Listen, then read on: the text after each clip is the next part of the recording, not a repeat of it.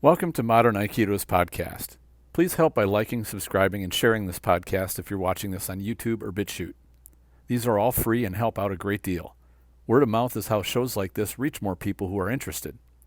Another way you can support this podcast is by way of a PayPal tip jar. These podcasts are like articles that you would read in a magazine. In those times, writers were paid by the magazine. Readers would pay a small amount to read on topics they were interested in. Now you can get content easily, but people who create it do not get any compensation unless those who like it contribute.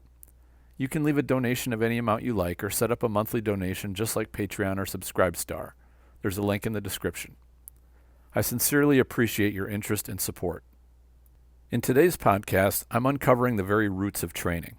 Not particular exercises, but the best process for learning any physical skill. Consider it a template of sorts. The good news is that it is simple, reliable, and time-tested.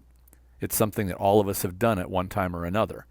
If you use this process for developing your skills, you will find the shortest path to building good performance. It's something that athletes of all kinds have used and still use to this day to improve. There are 3 aspects to this training progression, which you can look at like layers. You progress from one to the next as you build a solid understanding of the current aspect.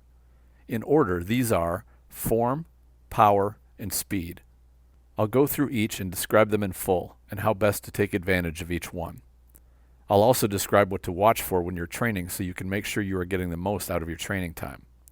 Wasting time on the mat means you're not learning, and building up a sweat by moving around isn't enough to build skill. Just because it feels like you're working doesn't mean you are progressing.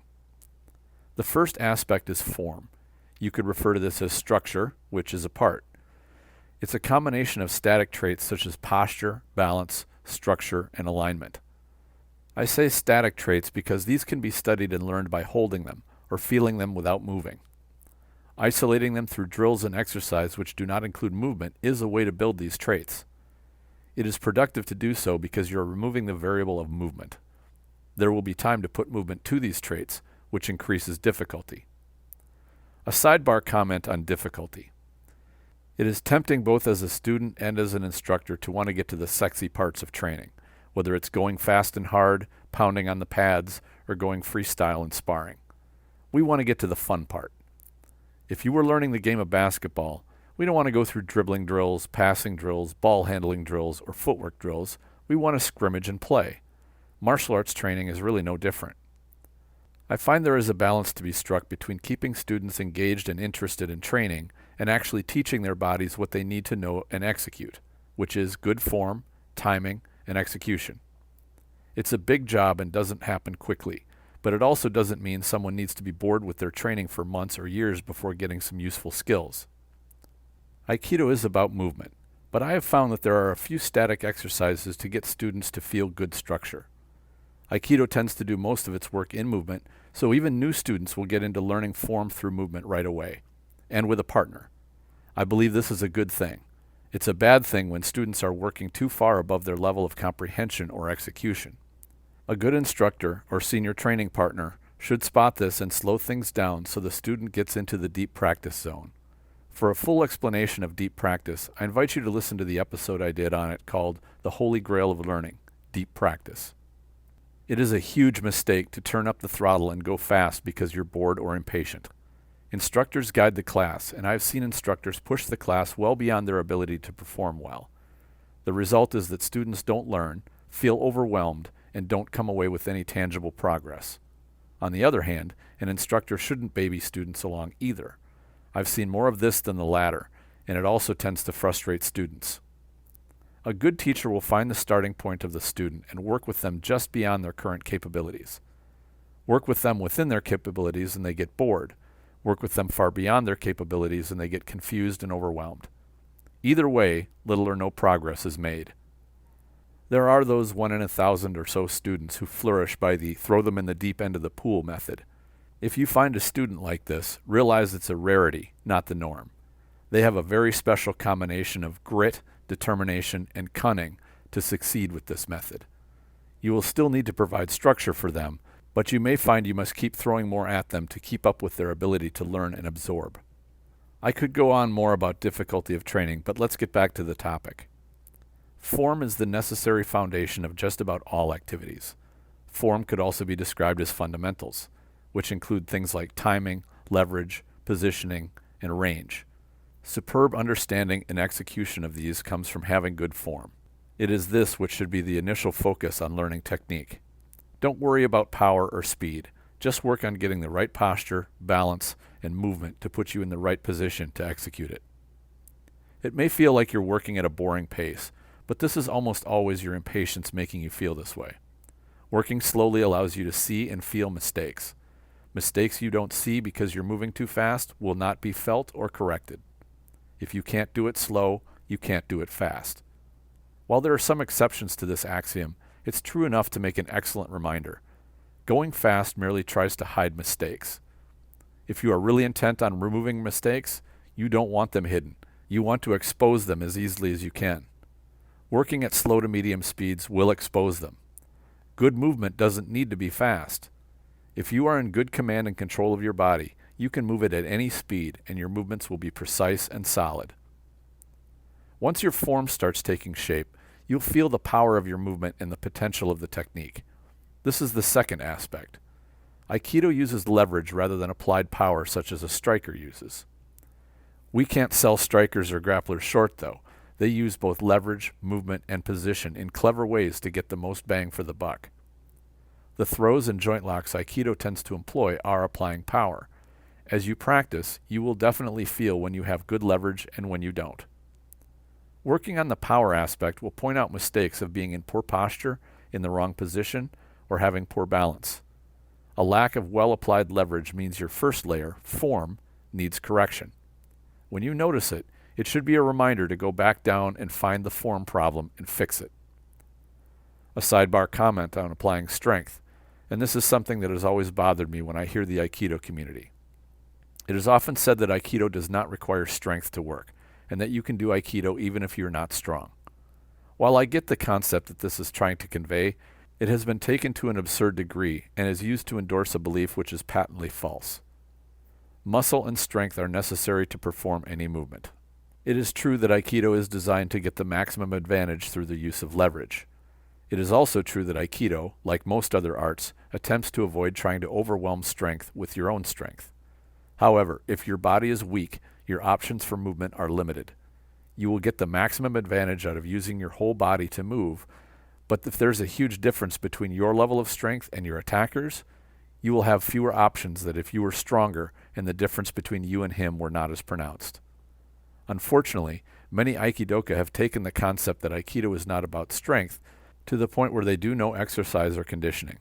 They are physically weak and always have the excuse handy, explaining that Aikido is not about strength. Being strong and in good physical condition is a huge benefit to the body, the mind, the spirit, and your life overall. It strikes me as humorously ironic that those who practice Aikido to be healthy instead of protect themselves from violence often have a poor level of conditioning. We definitely should train for maximum leverage, but leverage is only a force multiplier. If you are strong to start with, your multiplier has far more to work than if you are weak to start with. This also includes good movement. If you're too weak to squat fairly low and come up again, for example, your ability to apply leverage will be limited. There are many other ways which being weak adversely affects Aikido. Back to the topic. Power comes from a combination of form, movement, and applied leverage. If you cannot apply power, form is the culprit. When technique doesn't work or you run into resistance, by far the most common solution is to apply more strength to make it work. I call this the pickle jar syndrome. If you go to open a pickle jar and the lid won't budge, you just apply more and more strength until it finally opens. The same holds true for nuts and bolts, hammering nails into wood, and all manner of life lessons. Power tends to solve many problems. Unfortunately, martial arts are far more about playing smarter than harder. Even in arts most people associate with strength, such as boxing and wrestling, they are really more about movement, angles, timing, and leverage than they are about raw power. We must overcome life's many lessons that applying more strength and effort turns failure into success. Instead, we should be looking to our form. We must find out where we are failing to apply leverage properly, which is usually some combination of being in the wrong place, having poor posture or balance, or having poor alignment. Those are the force multipliers we need in order to get the most out of the technique. As you learn to apply power smoothly and with good form, then the third aspect comes into play: speed. Speed is the seductress and will tempt you constantly.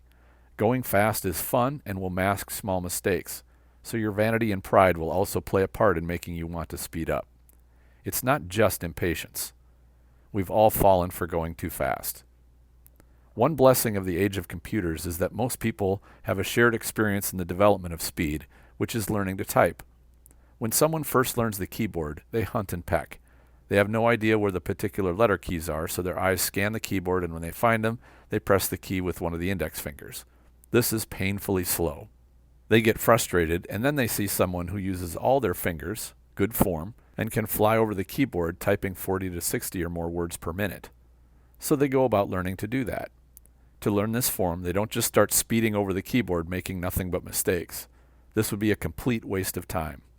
Instead, they very slowly try to use each finger correctly to get the keystroke they desired. They progress steadily, making fewer mistakes and getting more and more comfortable with making the correct movements.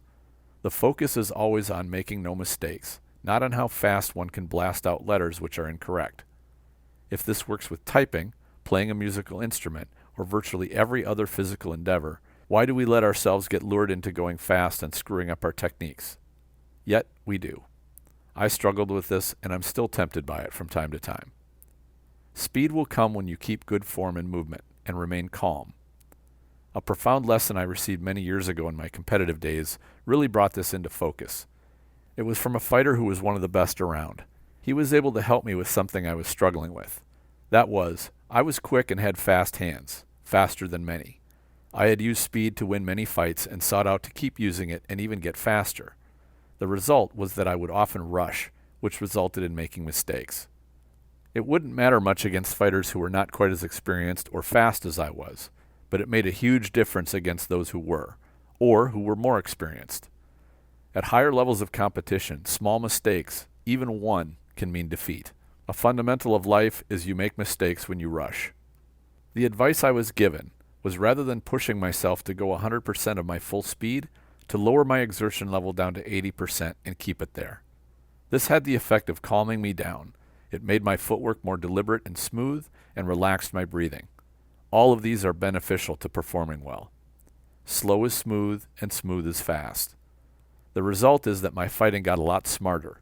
I made fewer mistakes, and while I didn't feel that I was rushing, my movements actually got faster.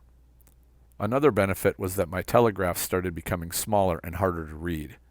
The calmer mindset allowed me to start exploring using telegraphs and tells as deceptions.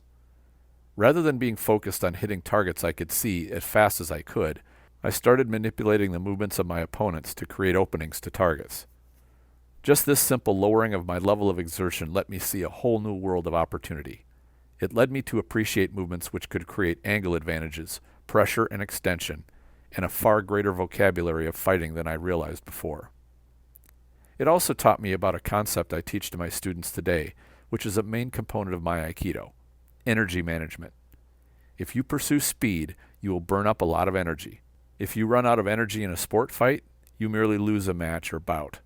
If you run out of energy in a real fight, the stakes can be far higher. Making sure you have the energy to survive a fight can be the difference between life and death. Whenever I found myself speeding up practicing Aikido, I would remind myself to slow down and keep under that 80% exertion level. The result was that my movement improved, I could see any holes that I was leaving, I could perceive when my balance or posture got compromised, and easily noticed when I was out of position.